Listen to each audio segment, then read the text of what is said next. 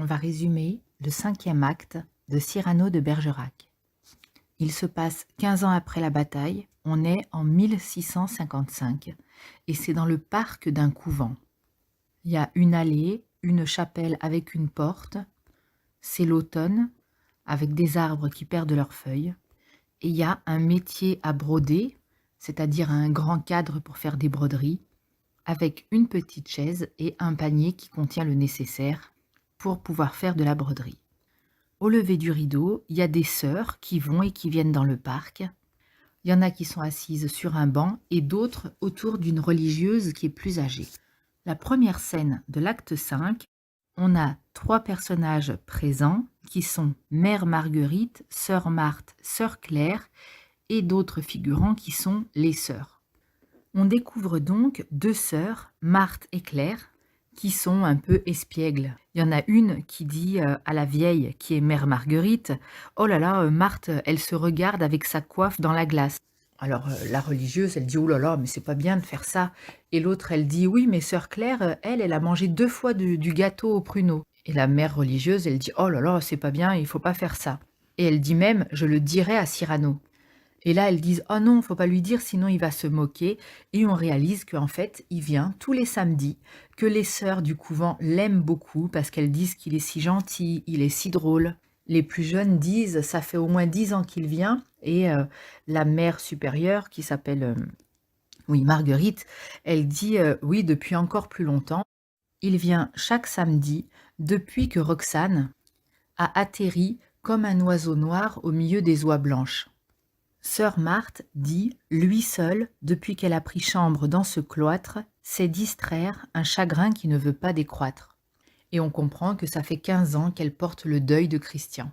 Et donc les 2 jeunes sœurs, elles disent « Ah oui, mais c'est quand même pas un très bon catholique. » L'autre dit « Bah c'est pas grave, on va le convertir. » Et on voit que même la mère supérieure, elle est sous le charme de Cyrano, parce qu'elle dit « Non, non, il faut pas le déranger à chaque fois avec ça, sinon il viendrait moins souvent. » Et il y a une des sœurs qui dit « Oui, mais alors il est arrivé en nous provoquant, en disant « J'ai fait gras hier ». Ce qui veut dire, en gros, j'ai bien mangé, j'ai bien bu, j'ai bien fait la fête. Et Mère Marguerite va dire « Mais c'est pas vrai, en réalité, il n'a pas mangé depuis 2 jours, c'est le Bray qui me l'a dit parce qu'il est pauvre. » Et l'une des sœurs, sœur Marthe, va dire « Mais est-ce qu'on ne le secourt pas ?» Et Mère Marguerite va répondre « Ben non, parce que sinon il se fâcherait, il ne supporte pas qu'on lui accorde la charité. » Et puis les sœurs doivent toutes aller se cacher parce que Roxane arrive avec un homme. Et cet homme, c'est le comte de Guiche. Mais on apprend que le comte de Guiche, il ne vient plus la voir depuis des mois parce qu'il est très pris. Il a beaucoup de succès à la cour et beaucoup de choses à faire. C'est la fin de la scène 1. On va raconter maintenant la scène 2. Donc Roxane arrive avec le comte de Guiche, qui s'appelle maintenant le duc de Gramont. Visiblement, il a pris du grade. Et il y a Le Bray, l'ami de Cyrano depuis toujours, et Ragueneau. Donc le comte de Guiche, qui s'appelle maintenant le duc, se promène avec Roxane. Il lui demande si elle porte toujours le deuil de Christian et il lui dit que c'est dommage. Elle répond que non, que c'était un être vraiment merveilleux et que d'ailleurs parfois elle a l'impression qu'il n'est pas mort, qu'elle sent encore son âme flotter autour d'elle. Ensuite il parle de Cyrano et de Guiche demande à Roxane si Cyrano vient toujours. Et elle lui explique un peu ce qu'ils font chaque samedi. Donc il vient s'asseoir aux côtés d'elle pendant qu'elle fait sa tapisserie. Il fait la gazette, ça veut dire qu'il lui raconte un petit peu les derniers potins et il la fait rire. Et ils sont ainsi tous les 2 en train de parler quand Le Bray arrive. On lui demande des nouvelles de Cyrano et Le Bray dit que Cyrano va mal. Le Bray dit que tout ce qu'il a prédit lui arrive, l'abandon et la misère, qu'en fait Cyrano se fait des ennemis sans arrêt et partout. Il attaque les faux nobles, les faux dévots, les faux braves, les plagiaires, il attaque tout le monde. Roxane dit bon bah c'est pas grave parce que tout le monde est terrorisé par son épée, c'est quand même quelqu'un de courageux. Mais Le Bray dit ce qui m'inquiète, c'est pas que quelqu'un veuille le tuer, c'est qu'il meure dans la solitude et dans la famine. Apparemment, il vit dans une chambre sans chauffage et sans lumière, il a beaucoup maigri. Et le comte de Guiche va dire de façon assez surprenante « Ne le plaignez pas, il ne faut pas plaindre Cyrano. » Il dit « Il a vécu sans pacte, libre dans sa pensée autant que dans ses actes. » Et de Guiche dit « Oui, moi j'ai tout et lui il n'a rien, et pourtant je lui serrerai bien volontiers la main. » Quand le comte de Guiche s'en va, il dit à Roxane: «Vous savez, quand on a réussi sa vie, on n'a rien fait de vraiment mal, mais on a plein de petits dégoûts de soi». Et il dit finalement, c'est comme si on montait vers des portes avec une robe de deuil qui traîne des feuilles mortes. On voit que le comte de Guiche, finalement, il n'est pas du tout heureux de sa vie. On se rappelle de lui, hein, dans l'acte précédent, c'est aussi un Gascon, mais lui qui est devenu plus chic que les autres et qui a réussi socialement. Il dit quand même à Lebray: personne n'osera attaquer Cyrano, ça c'est vrai, mais il y a beaucoup de gens qui ont de la haine envers lui, donc dites-lui de ne pas trop sortir et d'être prudent, parce qu'il y en a qui disent qu'ils veulent lui provoquer un accident. Lebray, il lève les bras au ciel, parce que bon, dire à Cyrano d'être prudent, on connaît son caractère, hein, s'il sait que quelqu'un le menace, il va directement aller le voir. Et puis, soudain, Ragueneau arrive. On apprend que Ragueneau, donc le cuisinier fan de poète, il a, pendant ses 15 ans, eu plein de métiers différents. Il a été chantre, étuviste, acteur, bedeau, perruquier, maître tébor. Ça, je ne sais pas ce que c'est. Et en tout cas, il a toujours gardé le lien avec Roxane et vient la voir comme ça avec un air dramatique dans la précipitation parce qu'il veut lui dire quelque chose. Mais Roxane sort en riant et elle lui dit: racontez donc vos malheurs à Lebray, moi je reviens. Et c'est la fin de la scène 2. On va résumer la 3e scène de l'acte 5. Et cette fois, on a 2 acteurs présents, c'est Lebray et Ragueneau. En fait, Ragueneau vient en catastrophe pour appeler Lebray parce que Cyrano, il est tombé dans une embuscade. Il tournait au coin d'une rue et on lui a jeté sur la tête une pièce de bois. Donc il est blessé et il va mourir. On l'a fait emmener chez lui, c'est Ragueneau qui s'en est occupé et il dit quelle misère, il vit dans une maison où il n'y a absolument rien, il n'y a rien à manger, la maison est glacée. Il délire et il faut retourner rapidement à son chevet parce qu'il est seul et il pourrait mourir à chaque instant. On se rappelle que dans la scène précédente, le comte de Guiche avait déjà dit à Cyrano qu'il fallait qu'il soit prudent parce qu'il y a des gens qui voulaient lui tendre des pièges. Donc Lebray et Ragueneau retournent à l'appartement de Cyrano pour aller à son chevet. Il suppose que c'est ses derniers instants de vie. Et c'est la fin de la scène 3. La scène 4 est très courte. Roxane s'installe dans le parc avec son métier à tisser. C'est l'automne. Elle dit que l'automne, c'est une saison qu'elle aime bien parce qu'elle est moins brusque que le printemps et ça l'aide à porter son deuil. Elle porte bien sûr toujours le deuil de Christian qu'elle a aimé passionnément, dont elle dit qu'elle a aimé l'âme, à travers les lettres qu'elle recevait de lui. Et il y a une sœur qui vient voir si Cyrano arrive et Roxane dit: tiens, c'est bizarre, Cyrano n'est jamais en retard. Qu'est-ce qui a pu lui arriver? Et d'un coup, il y a une sœur qui l'annonce et qui dit: Monsieur Cyrano de Bergerac. Donc il arrive. Et c'est la fin de la scène 4. On est dans le 5e acte de Cyrano de Bergerac. C'est la scène 5 et c'est l'avant-dernière scène de la pièce de théâtre. Dans cette scène, on a Roxane et Cyrano et sœur Marthe un court moment. Donc Roxane est en train de faire de la broderie. Cyrano arrive derrière elle, elle le reconnaît à son pas et elle ne se tourne pas pour le regarder. Elle lui parle un petit peu de sa tapisserie et lui s'installe sur une chaise derrière elle. Donc Roxane lui fait remarquer que c'est la première fois en 15 ans qu'il est en retard. Et Cyrano dit oui, désolé, j'ai été mis en retard par une fâcheuse, une cousine fâcheuse. Et il dit: mais je l'ai renvoyée. Parce que aujourd'hui c'est samedi, c'est le jour où je dois me rendre en certaines demeures et rien ne m'y fait manquer. Repasser dans 1 heure. Et qui est cette cousine? On comprend que c'est la mort. On a appris dans cet acte que Cyrano a été attaqué, on lui a jeté une poutre de bois sur la tête, il est bandé, il va mourir, et il est installé derrière elle et Roxane ne le sait pas. Cyrano commence à dire à Roxane: peut-être qu'il faudra que je parte plus tôt aujourd'hui. Et Roxane lui dit: bah alors sans taquiner sœur Marthe. Et alors Cyrano évidemment joue le jeu et il fait: mais bien sûr, venez voir sœur Marthe. Et il plaisante, il dit: oh là là, vos beaux yeux sont toujours baissés. Et sœur Marthe voit qu'il a la tête bandée et qu'il est en train de mourir, mais Cyrano lui dit: chut, chut, partez, il veut pas que Roxane le sache. D'ailleurs, elle se dit que c'est peut-être parce qu'il se nourrit quasiment pas, parce qu'elle a appris qu'il n'avait pas beaucoup d'argent, qu'il vivait dans une grande pauvreté. Et Cyrano a encore fait sa blague habituelle en disant: j'ai mangé gras. Donc la jeune religieuse s'en va. Avant de partir, Roxane est un peu surprise. Elle dit: bah alors, sœur Marthe, vous restez pas pour essayer de convertir Cyrano? Et sœur Marthe, elle dit: non, je m'en garde, parce que la mère supérieure a dit qu'il fallait laisser Cyrano tranquille, sinon il ne viendrait plus. Et Cyrano surprend tout le monde parce qu'il lui dit: bah, ce soir, sœur Marthe, je vais vous autoriser à faire quelque chose. Je vous autorise à prier pour moi. Nous, on sait pourquoi, c'est parce qu'il sait qu'il va mourir. Sœur Marthe ne comprend pas trop, elle est stupéfaite et elle dit mais j'ai déjà pas attendu votre autorisation pour prier pour vous. Cyrano dit diable de tapisserie, si je ne peux pas voir ta fin. Et là, il y a une feuille morte qui tombe et je vais lire 4 petits mots de Cyrano qui sont une comparaison entre ce qui vit et la feuille qui tombe parce que Cyrano est en train d'essayer de donner du panache à sa mort justement. Et il dit au sujet des feuilles mortes: regardez comme elles tombent bien, dans ce trajet si court de la branche à la terre, comme elles savent mettre une beauté dernière, et malgré leur terreur de pourrir sur le sol, veulent que cette chute ait la grâce d'un vol. C'est très beau, et ça parle de l'homme qui vit finalement tellement peu, et qui va s'écraser et pourrir dans la terre, mais le temps court qu'est sa vie, il essaye de faire ça avec élégance. Et c'est toute l'histoire de Cyrano. Toute cette pièce de théâtre, c'est ça. C'est un homme qui traverse la vie en essayant d'y mettre de l'élégance.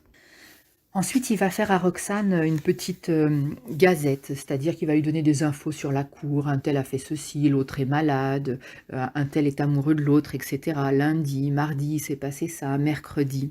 Et puis au bout d'un moment, il ne parle plus, il est évanoui. Roxane vient vers lui.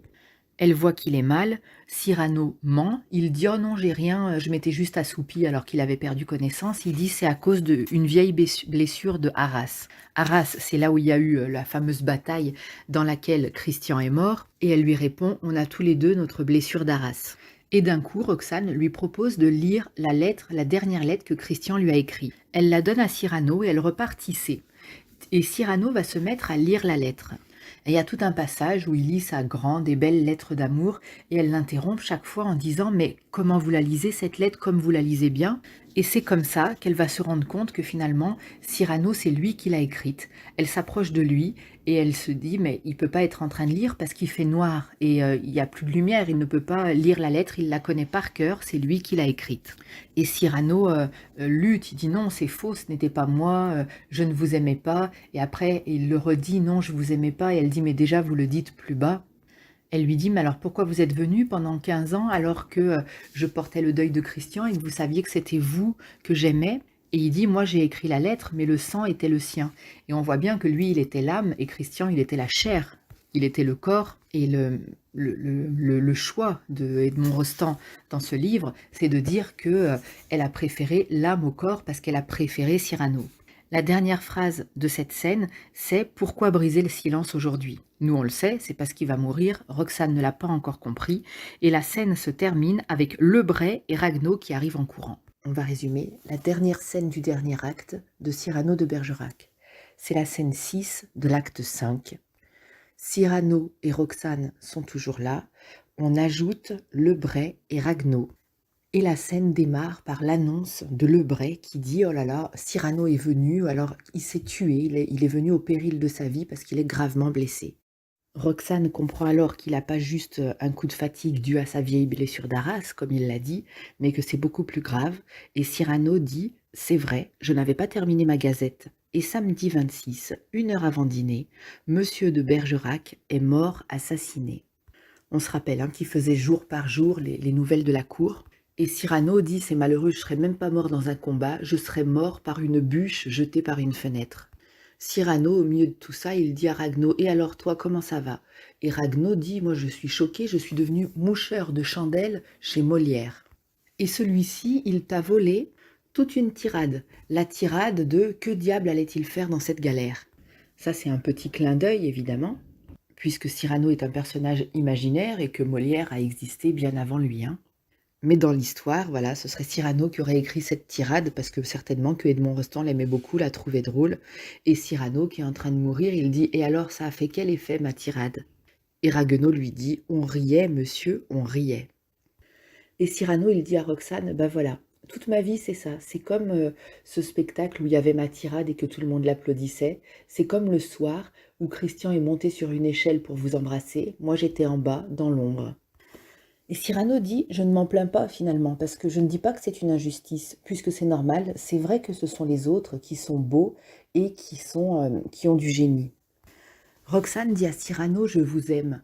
Et Cyrano répond: «Mais non, il ne faut pas me le dire, parce que dans les contes, quand la princesse dit au vilain plein de honte qu'elle l'aime, sa laideur fond au soleil, mais moi la mienne restera la même et vous serez déçus.» Il ajoute: «J'ignorais la douceur féminine, ma mère ne m'a pas trouvé beau, je n'ai pas eu de sœur. Plus tard, j'ai redouté l'amante à l'œil moqueur. Je vous dois d'avoir eu, tout au moins, une amie. Grâce à vous, une robe a passé dans ma vie.» Puis la cloche de l'église sonne, et Cyrano dit qu'elle lui apporte l'harmonie qui lui manquait. Il dit: «Voilà, je vais rejoindre au paradis des gens que j'ai très envie de rencontrer, Galilée et Socrate.»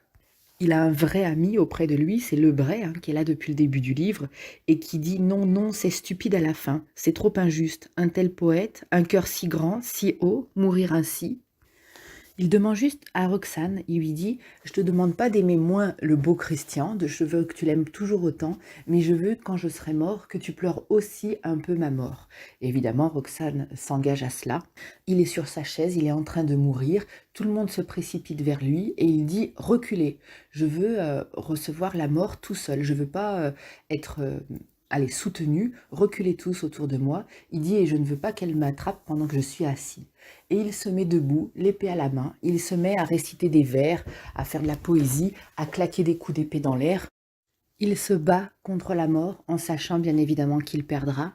Et il dit à la mort: «Vous prendrez tout, mais il y a une chose que vous n'aurez pas et que j'emporterai avec moi vers Dieu.» Et là on voit qu'il vacille, il perd l'épée de ses mains.